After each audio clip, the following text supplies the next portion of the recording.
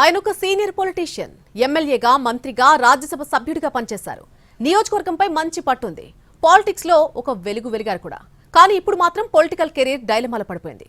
Party మారినా fate మాత్రం మారలేదు. మోపిదేవి వెంకటరమణ పరిచయం అక్కర్లేని పేరు. వైఎస్ రాజశేఖర రెడ్డికి అనుచరుడు. కాంగ్రెస్ నేతగా రాజకీయ జీవితం మొదలుపెట్టారు. కూచినపూడి నియోజకవర్గం నుంచి 1999లో పోటీ చేసి ఎమ్మెల్యేగా ఎన్నికయ్యారు. 2004లో రెండోసారి గెలిచారు. 2009లో నియోజకవర్గాల పునర్విభజన వల్ల 2009లో రేపల్లె నుంచి పోటీ చేసి వరుసగా మూడోసారి ఎమ్మెల్యేగా గెలిచారు. వైఎస్ హయాంలో మోపిదేవి మంత్రిగా పనిచేశారు. తర్వాత 2014, 2019లో ఓటమి పాలయ్యారు. అయితే 2019లో ఓటమి పాలైన వైసీపీ అధికారంలోకి రావడంతో మోపిదేవికి మంత్రి పదవి ఇచ్చారు. తర్వాత ఏడాది రాజ్యసభకు పంపారు. అయితే ఆయనకు మొదటి నుంచి స్టేట్ పాలిటిక్స్ అంటేనే ఇష్టం. కానీ అధినేత నిర్ణయాన్ని కాదనలేకపోయారు.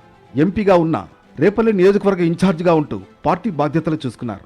తన తర్వాత తన రాజకీయ వారసుడిగా కొడుకును తీసుకురావాలని భావించారు. 2024లో రేపల్లె నుంచి పోటీ చేయాలని భావించినా సీటు దక్కలేదు. తర్వాత పరిణామాలు ఆయన్ని కొంత ఇబ్బంది పెట్టాయి.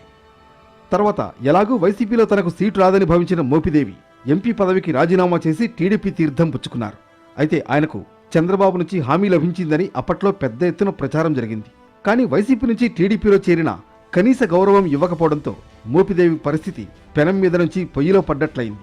30 ఏళ్లుగా రాజకీయాల్లో ఉన్న ఇప్పటి వరకు మోపిదేవికి ఇలాంటి పరిస్థితి ఎప్పుడూ ఎదురు కాలేదు.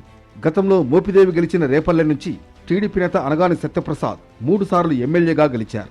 ప్రస్తుతం అనగాని కూటమి ప్రభుత్వంలో రెవెన్యూ మంత్రిగా పనిచేస్తున్నారు. అనగాని మంత్రిగా ఉండడంతో రేపల్లె నియోజకవర్గంలో మోపిదేవికి మరింత ఇబ్బందిగా మారింది. నియోజకవర్గంలో పార్టీ తరఫున ఎలాంటి కార్యక్రమం జరిగినా మోపిదేవికి కనీస ఆహ్వానం కూడా అందడం లేదు. ఏడాది పాటు ఎదురు చూసినా టీడీపీ అధిష్టానం నుంచి ఎటువంటి పిలుపు రాలేదు. కనీసం నామినేటెడ్ పదవితో అయినా గౌరవిస్తారనుకుంటే అది కూడా లేదు. దీంతో తీవ్ర అసహనంతో ఉన్నట్లు చర్చ జరుగుతోంది.